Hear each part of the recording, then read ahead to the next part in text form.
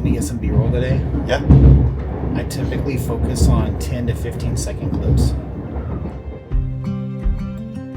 Today we're leaving London and heading south towards the coast to see Brighton, Seven Sisters, Beachy Head Lighthouse, and end the day at Bodiam Castle. With gray skies, maybe a little rain, and our several cameras, we have one goal today: to take some tourist photos.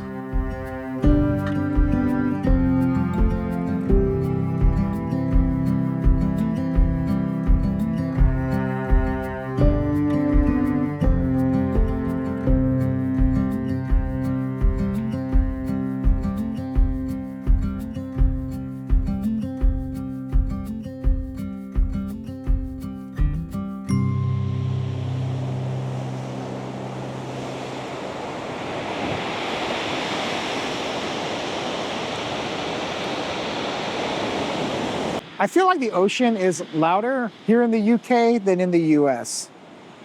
You know what it is? It's all the rocks. That is so loud. In California, we have sand, but they have rocks here in Brighton. Makes the beach really loud. All right, let's keep looking around.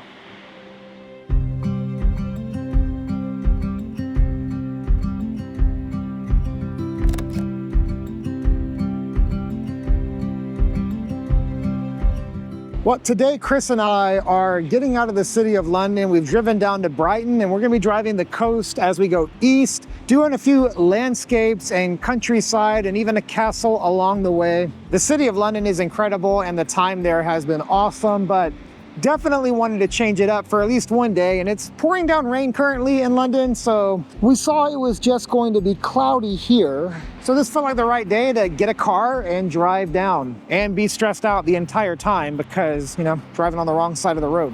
And I can say it's the wrong side of the road because there is a right and a wrong side of the road. And for some reason, people in the UK have chosen to drive on the wrong side of the road. It's very stressful if you're American. Because I'm constantly thinking about what I'm doing. Whereas in the US, I just kind of drive. Guys, this is Chris right here. Right here. This is Chris.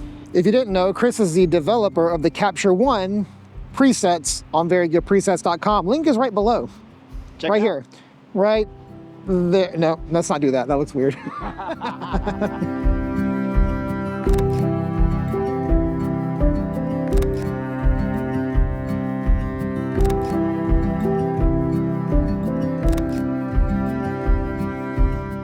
This pier makes me think of like Santa Monica, if Santa Monica was cloudy, rainy, and depressing.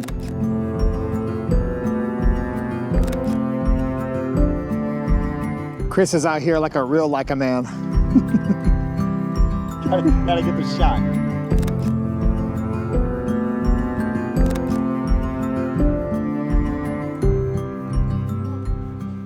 This makes me think of that scene in Robin Hood, the Disney Robin Hood, where Robin Hood and Little John cross-dress and try to tell Prince John his future. I'm pretty sure it was a wagon just like this. England. If I had a Nikon and a 2 to 600, I would be so freaking hype right now.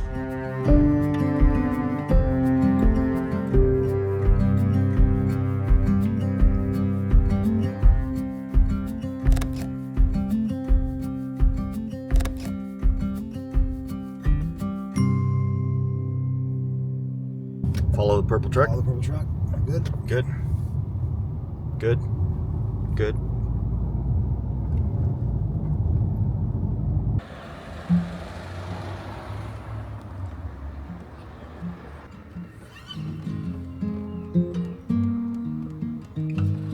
You know, I don't know if I would want old school surgery.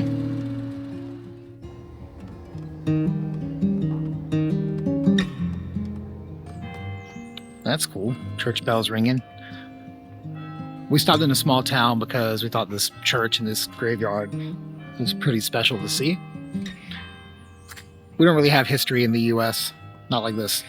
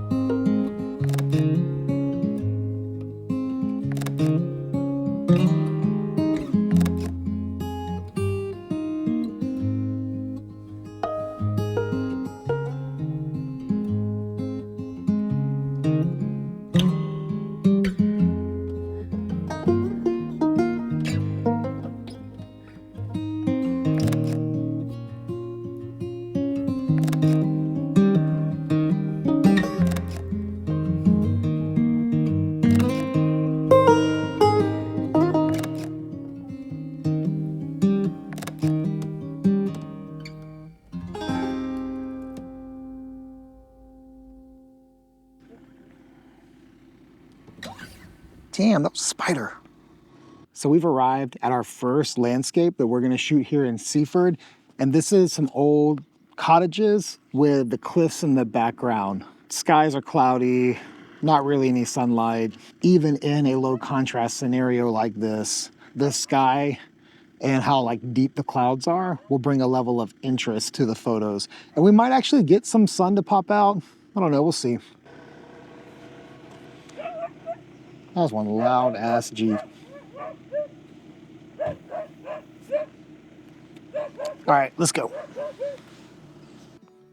Today I'm shooting on my Leica M11, and I've currently got on the 35, but I fully expect that I will need the 50 for a lot of the things that I want to do, so I'll be swapping out the 35 Summilux for the 50 Summilux, likely. To be determined, we'll see in just a minute. Oh, sheep. There are sheep. I mean, this is what I'm here for. I'm here for the sheep. And there are plenty of them.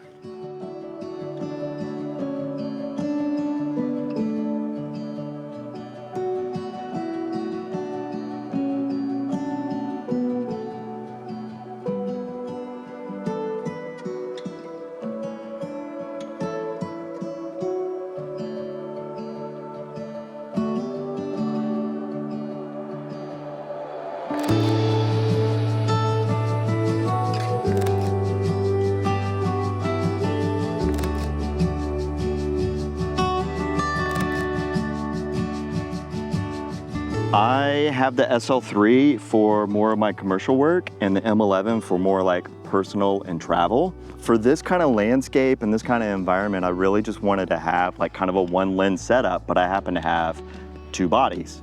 So having the 28 on the M and the 50 on the SL gives me that flexibility without having to compromise with just putting like a 35 on the M and kind of accepting kind of middle road in between the two. This gives me the wide and this gives me my tight without having to crop. So it's kind of fun. The shooting experience is definitely different, but the sensors are the same, so the image quality that I'm gonna get is gonna be the same. So it's different, but it just happens to kind of work for this.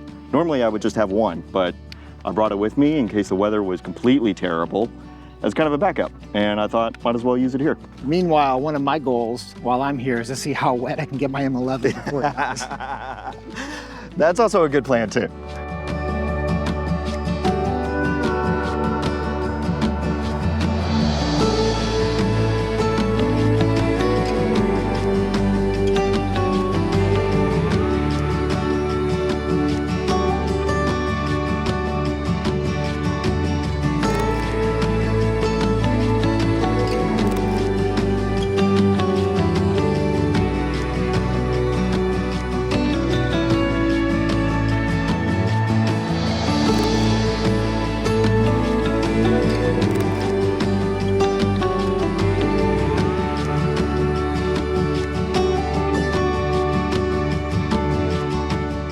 Chris, what do you do to typically negate the fact that there is like zero contrast?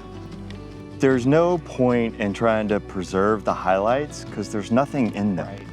So I'm kind of exposing more for middle, maybe leaning a little towards the shadow, just so that the cottages here are like really coming out, but I'm not so much worried about trying to preserve these clouds. Yeah. It doesn't really matter. I feel like a lot of UK photographers to do this kind of landscape stuff, they really don't even care about the sky. Yeah, they like lean into it. Yeah.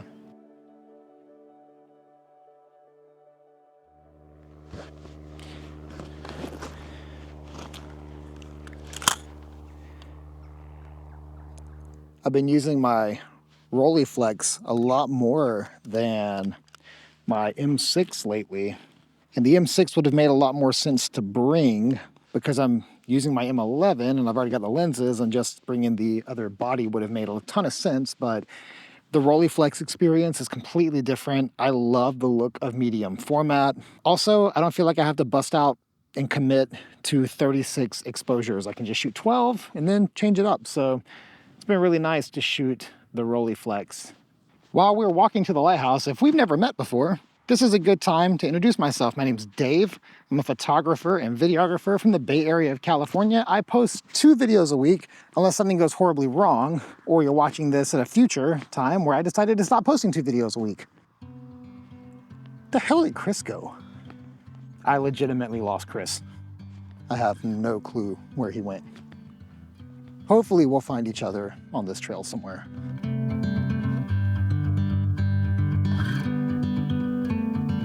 I'm loving all the green because in California, everything is yellow, at least for a few more months.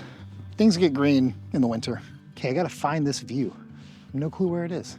And I think I see Chris, and I think he's going the opposite direction of me. I should probably consult Google. Okay, the lighthouse is down there, which means that the view of the lighthouse is this way. Where would we be without the modern conveniences of Google Maps?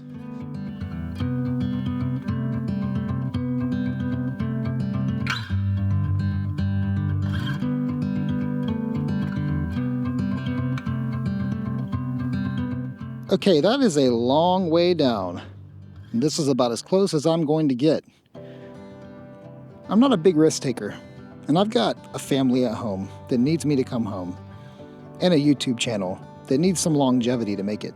But I do like the way it's framed up here, so yeah, let's make it work.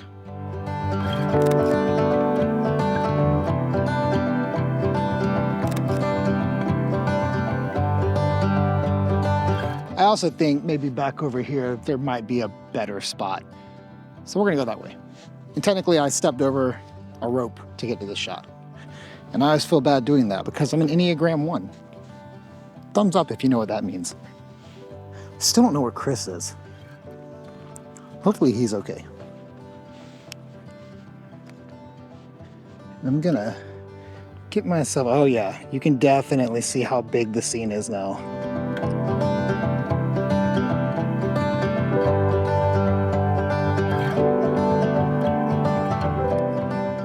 Wow, this really demonstrates the scale.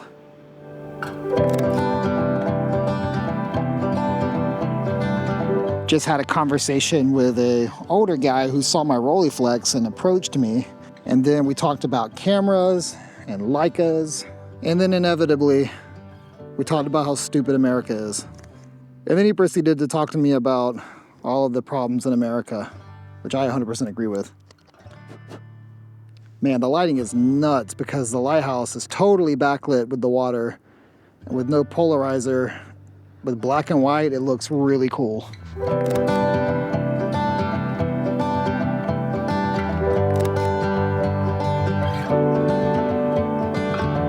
All right, well, I think I got what I wanted here. I like the shadow on the lighthouse. I think it's time to find Chris and move on.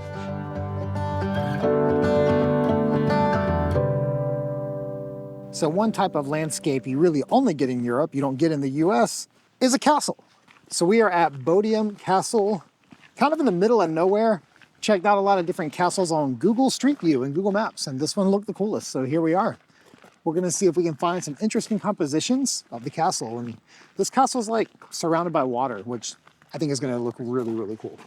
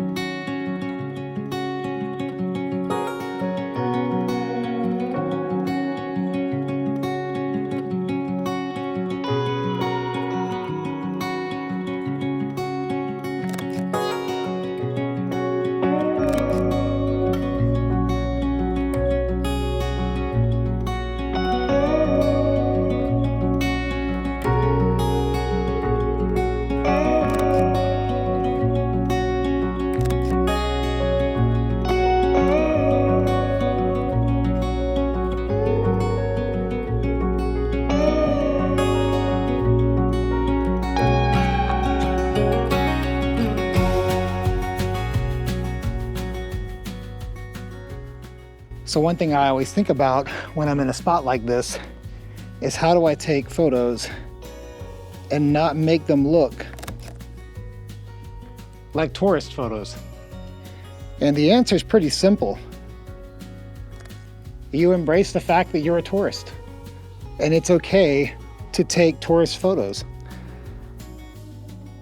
A lot of times when we travel, we think that we're going to be judged about the places we went by the quality of the photos we produce. And I don't mean quality as in, did I do a good job exposing them? Or they composed well? I mean, sometimes you can take tourist photos because you are in fact a tourist, and that's okay. So our photos here today, or at least I'll speak for me. Chris, how are yours? No, man, so tourist. Yeah, mine are definitely tourist photos, and who cares? I'm a tourist and I'm here and I'm having fun. Don't feel like everything you gotta go out there and do has gotta be some epic banger. Tourist photos, they're okay.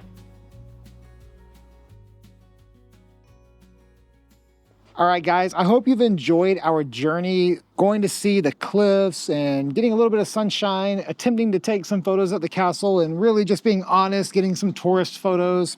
Nothing wrong with it. But this is what a day looks like out with a camera. Not everything is awesome bangers all day.